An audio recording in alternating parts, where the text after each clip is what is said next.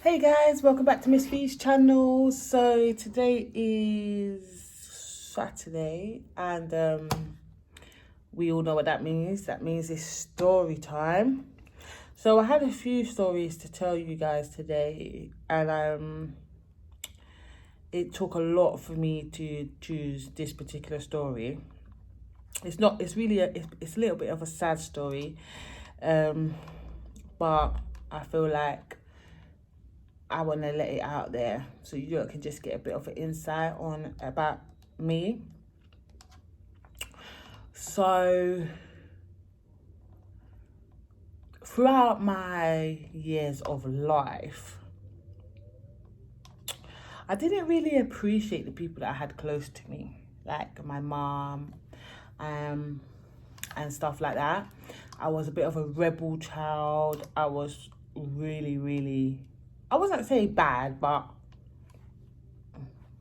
I was a teenager, do you know what I mean? And my mother always told me, whatever you bring to my door is going to come back and knock on yours. Yeah, but I never really took it seriously. I never really thought too much about it. And then as I grew older, we started to have like a bit of a relationship really, because obviously I didn't like to be told what to do. To be fair, like I wanted to be able to do what I wanted to do. I didn't really get it at the time. And then when I got to about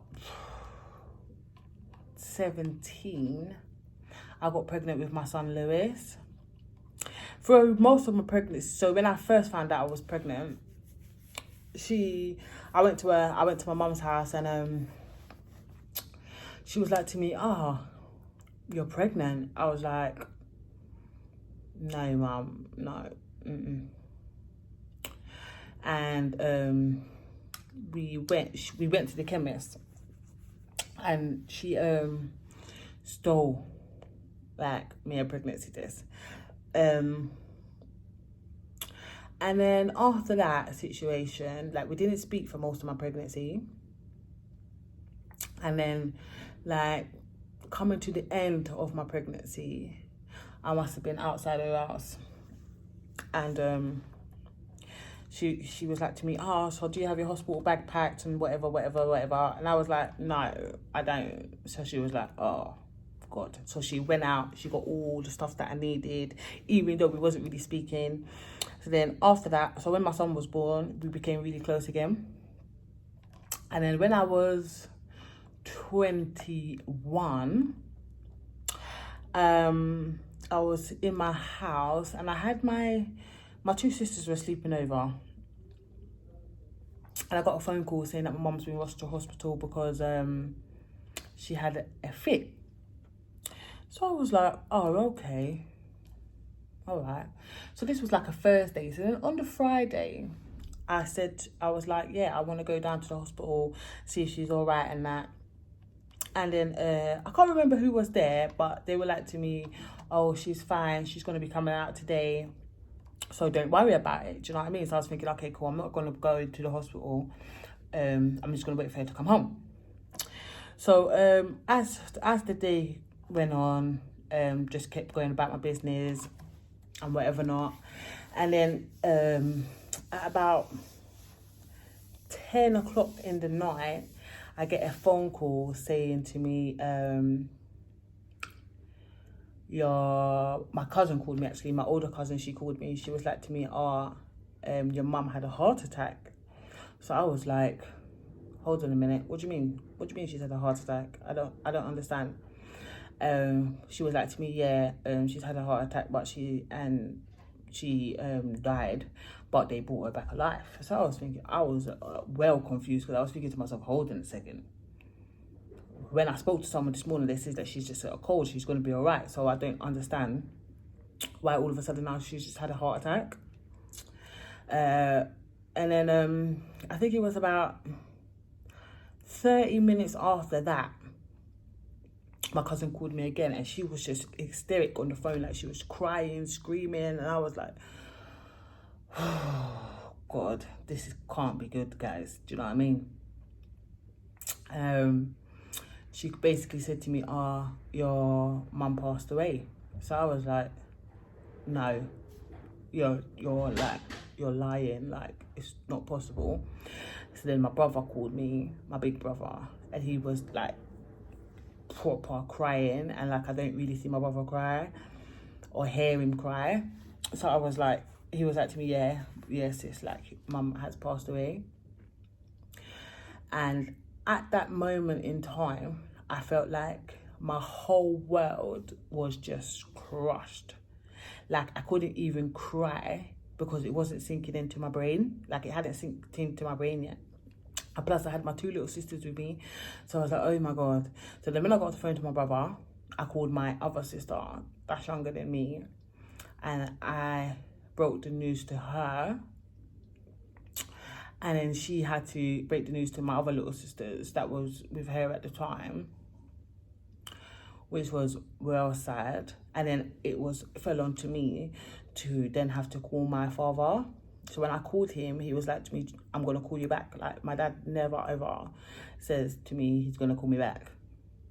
So obviously he needed time to adjust and it sinked in. But even to me, it wasn't at all sunk in yet. So then my cousin called me back and said to me, you need to come to the hospital now. So I was like, okay. So I called my another cousin, and I was talking to her, and she was like, oh my God, she wants to come. Like, how can her auntie just be died and she didn't even get to say bye? So my cousin, and another cousin, I got another cousin, she ended up picking me up and we ended up going into the hospital. So my brother met me outside. Both of my brothers met me outside. My 2 big brothers met me outside. They were crying and I was like, what you lot crying for? Like, she's all right, she's cool, do you know what I mean? Because still now, it hadn't sinked into me.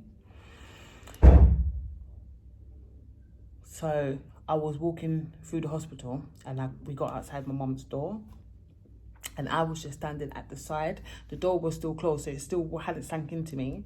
And then when the door opened and I saw her just laying there, she looked so peaceful. She looked like if I said to her, Mum, like she would just open her eyes, she'll just wake up. So as soon as the door opened anyway, I just started crying. Like I was crying so hard, like my vision was blurry. So we all went into the room, my brothers, my sister, my brother, my grandma, my cousins, we was all in the room, and my brother was literally there, guys, like stroking her hair, like he was just stroking it. And in my mind, I was thinking like, Mum, come on, wake up, get up. Like even talking about it, I can feel myself getting emotional now because I'm actually remembering, I'm picturing her in my brain, just laying there. My brother was just stroking her, saying to her, just saying, come on, Mum, come on. And in my mind, I'm thinking, come on, Mum, this is not funny now. You need to get up. You need to be serious. And then my grandma broke down. She fell on the floor. She was like, guys, we need to say a prayer. So we said a prayer. And even to me, even when I walked out the room, I was thinking to myself, like, this is not possible. Like, this is not true. Like, my mum can't have been passed away and I didn't even get to say goodbye. So when I got home now, all of my sisters had arrived at my house, and I laid down because I had a headache from me crying so hard, and I couldn't sleep because every time I closed my eyes, I literally could see her face, like literally, like I could see her, and I just couldn't sleep. And then her funeral came. That was traumatic for my whole family. Like it was really an emotional moment. Like even me and a lot of members of my family, we don't get along. Like we're just not supposed to speak. Like even at that moment in time, for this whole family to get together, it was a sad time, but we had to work out our differences for the sake of my grandma.